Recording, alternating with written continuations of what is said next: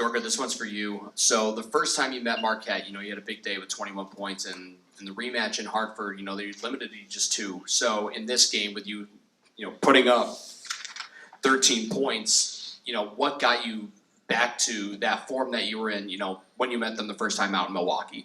Mm-hmm. I think, I wasn't really thinking about that at all. I knew, from the first time we met, that I might have some chances to shoot the ball from outside just because their defense is so focusing on just guarding around the basket. So that's why I was able to get some shots up today. And, I don't think it was anything different. I just probably was in better positioning on offense to get those shots, and my teammates were trusting me with the ball. But it wasn't anything special that I was thinking coming into this game. Raise your hand if you have a question. We'll just pass the microphone down to your left. Evina, can you discuss the defensive effort of this team during this tournament, and how much of that has to do with having everybody back and everybody being fresh and being able to sub in so often? I think that's something that we talked about in the locker room at halftime. We had kind of went on a little stretch, 3 to 2 minute stretch where our offense was really clicking right before the half.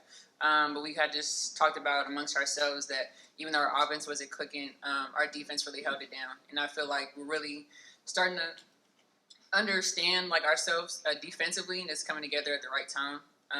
And it feels really good. We also talked about how that first 5 is out there, and that second 5 comes in. It's really hard for teams who, like Marquette, they're only playing about 7, 8 people for them, and then they're already tired and things like that. But our defense is looking really good. And we're being really aggressive. And a lot of the mistakes that we're making on defense, we're covering them up pretty good.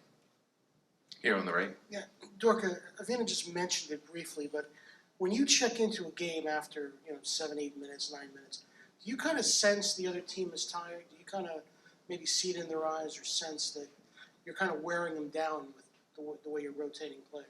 Yeah, definitely. I think, also just looking at it from the bench a little bit, just kind of, you can get a little feel of the game, how it goes, and, just how we can impact the game, whoever is coming off the bench. So I think that's really helpful for us, just to get a few people in and just kind of, pressure the ball on defense and everything like that. But definitely, you can feel sometimes that they're getting tired. So, hey, if I can run the floor a little bit more and a little harder, and I think that shows on our offense and defense too. Right here in the front. Evina, how important was it to get off to the start that you got off to? They scored 105 yesterday, and you guys held them to 6 in the first quarter. Kristen was open a bunch of times on those backdoor cuts. Just that kind of set the tone for the game. How important was that?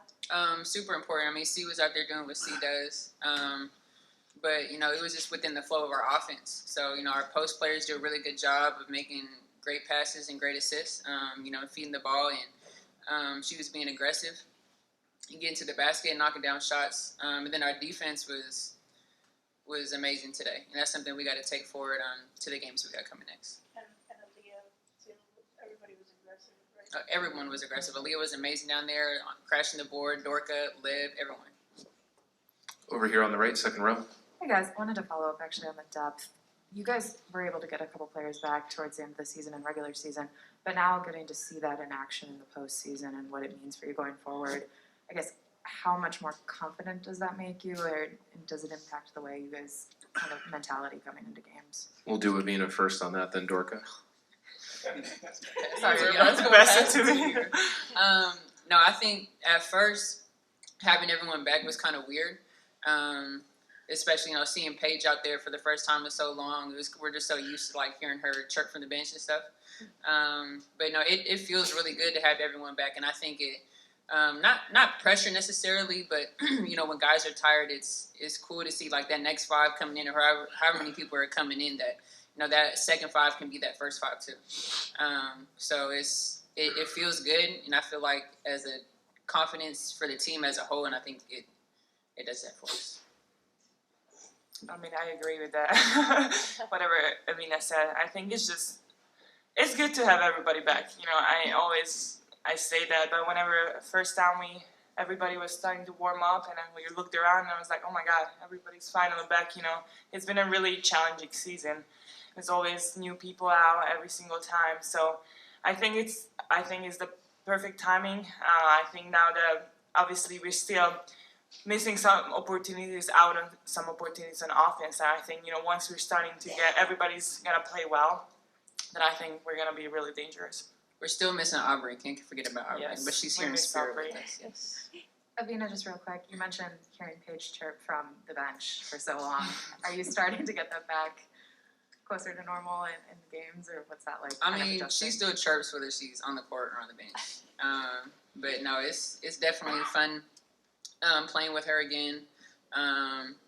And just just her as a basketball player, but her just like how she sees the game and how she speaks and things like that. It does take us to a whole nother level, and especially for teams having to guard her a certain way.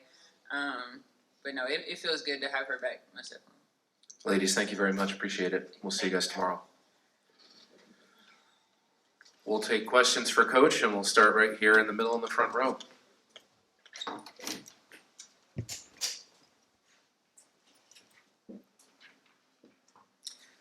Geno, this is the second game in a row where Kristen has kind of dominated the first period and got you guys off to the good start. So is that something you've asked her to do? And then she kind of also has kind of disappeared after that in these last two games. So is it just telling her to go out full force and get you guys off to these starts, or what has her role been? Yeah, there hasn't been anything specifically that's been said or done that's changed anything. I just think that this time of year, if you're a senior and you're at UConn, you have to have an impact on the game.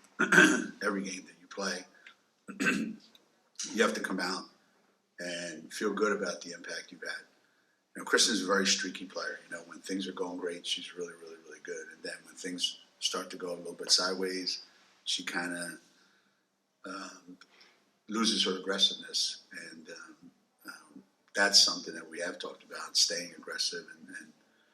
But to start the game like that, that's,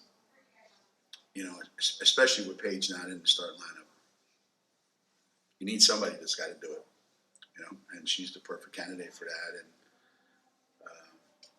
she gets a lot of opportunities. She's just making the most of them right now. Geno, Aaliyah only finished with 8 points today, but she had such a huge impact on the game today. I mean, you've talked about her the last couple of weeks. She's just in a great place right now where she's bringing a physicality every game at this point. Yeah, for for the longest time, we were trying to find out, why there was such a difference from last season to this season. And I think the change has been so noticeable. I can't put my finger on why,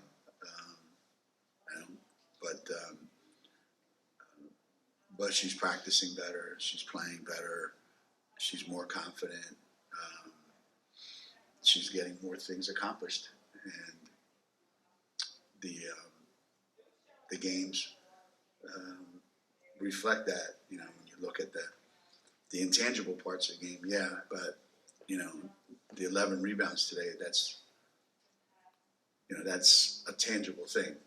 The 8 points, but to me, it's just the way she looks and the way it feels having her out there right now. That's really, really good. Here on the right.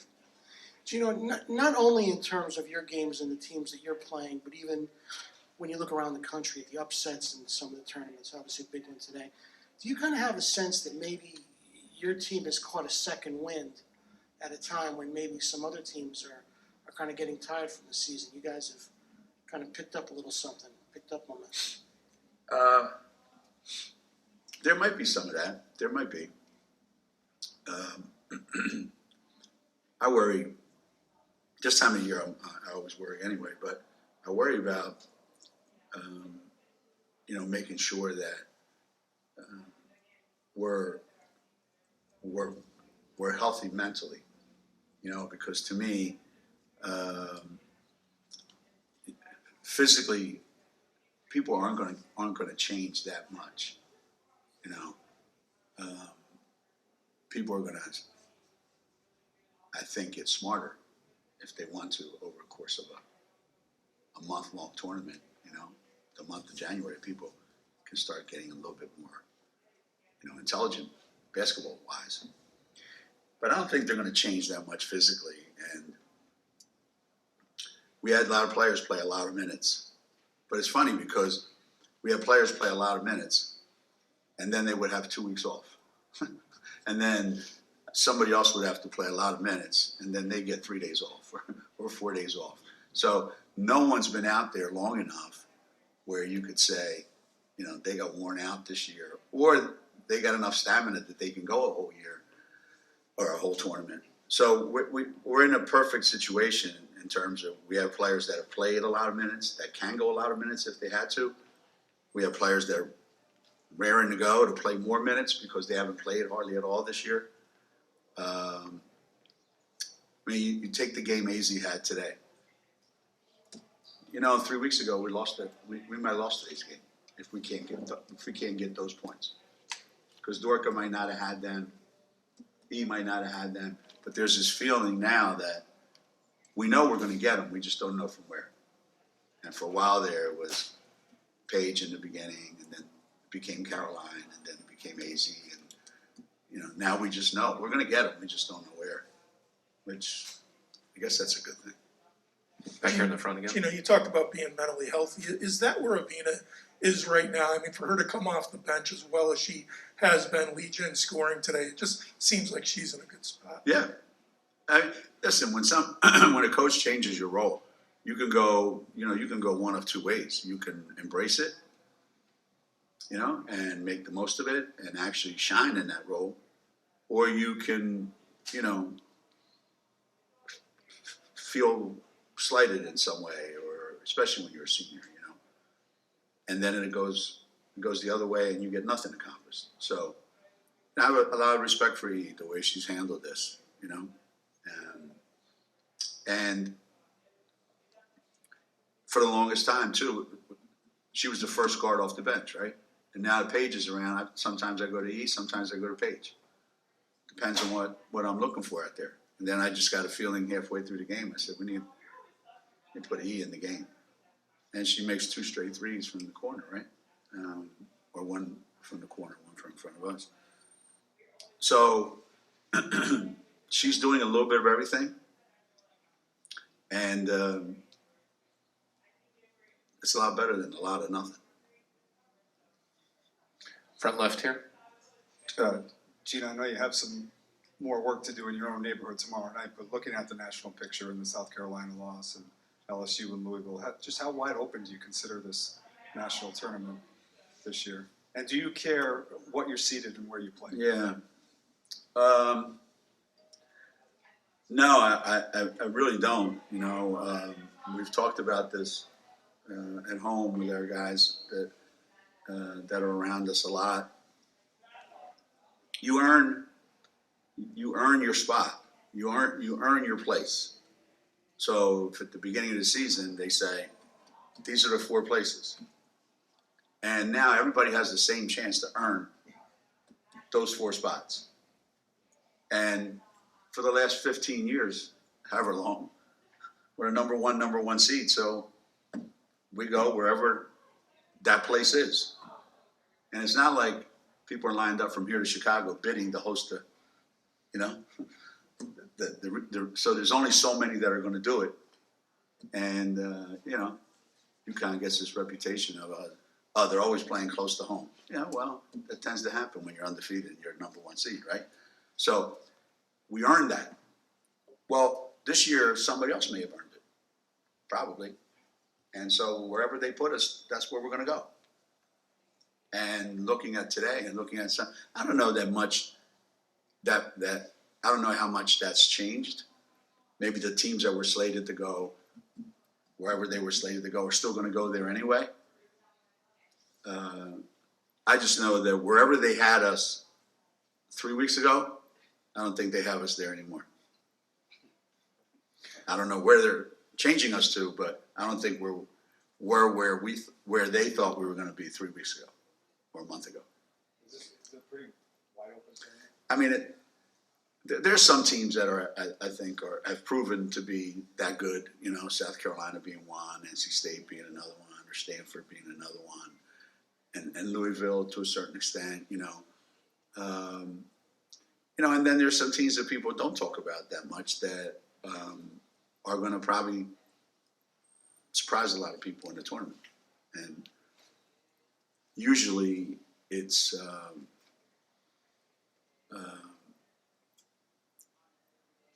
pretty predictable in some ways. You know, it's kind of a little bit like college football. You know, it gets to be pretty predictable at times. You know, who's going to be where. You know, Walls and I were having a funny conversation one time, and somebody said to him, you know, it's a lot easier to make the Final Four in women's basketball than it is in men's basketball. And Walls started laughing. He goes, well, actually, it's not, because there's only 3 spots available because UConn's got the other spot.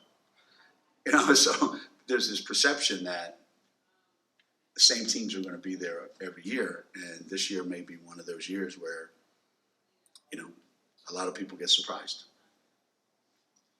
We got time for one more here on the left.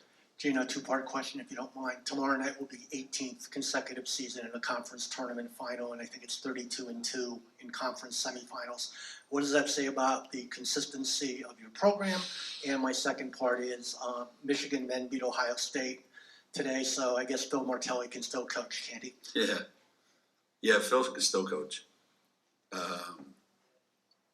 Well, he has really good players to coach right now. So, you know, it just goes to show you, you know, you're only as good as the players you're coaching, and he's got a really good group of guys, and was put in an impossible situation, and he's, I think, done more than you could ever expect. So yeah, I'm thrilled about that. The conference tournament thing for us, it has been a long time. You know, it's been something that we've taken great pride in, and we've never taken it for granted.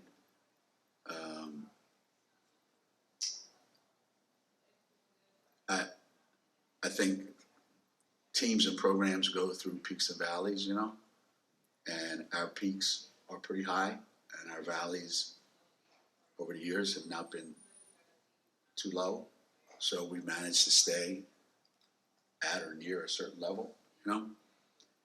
But I have to tell you, I told the team today, this last month, I don't know, maybe since the Marquette game at Marquette, the fourth quarter at that game, you know, maybe since, I don't know, maybe since the Villanova game, since we lost the Villanova game here. I don't know. But there was a point in time that we started to look like the UConn teams of old. And it's taken a long time to get there. Now I just hope we can stay there for another 15 years, but it's taken a long time to get back there. We've never taken it for granted, but I know when I see it, and I know a lot of people watching, we're like, this is what I'm used to. This is what I'm used to seeing UConn do in past years. And that hasn't necessarily been there in the last 4 or 5 years. So I'm more excited about that than whatever number this is or whatever number tomorrow is. I don't know what that is, those numbers. Although I did see the ACC trophy, man, that thing's nice. I gotta ask Walls how I can get one of those. We're gonna play for one tomorrow. One of ours. Coach, thank you. No, wait, go ahead. All right. When you talk about the UConn teams of old, is it that defensive intensity? Is it, you know, all the different people contributing? What are you talking about when you're seeing that old UConn? Everything starts with what's happening on the defensive end, and the pride that you take on every single possession, that you feel it's important to you personally that we get a stop. And I don't think that's as easy to do anymore as it used to be. You know, we used to have a pretty good plan. and it worked all the time. You know, we would try to recruit players that can score, and we've certainly been successful at that over the years. And then we pitch at them every minute of every day to play defense, and they did. So when you've got players that can score, and they're willing to commit themselves to play defense that hard, then you start to see some of the stuff that you guys have been seeing for X number of years. It's just that for, you know, a short period of time here recently, it's been missing. It's been missing. And I'll be the first to admit it, that this is the closest that it's looked, and I feel really good about it. I'm happy for them, happy for us, happy for our fans, because that's what they've come to expect.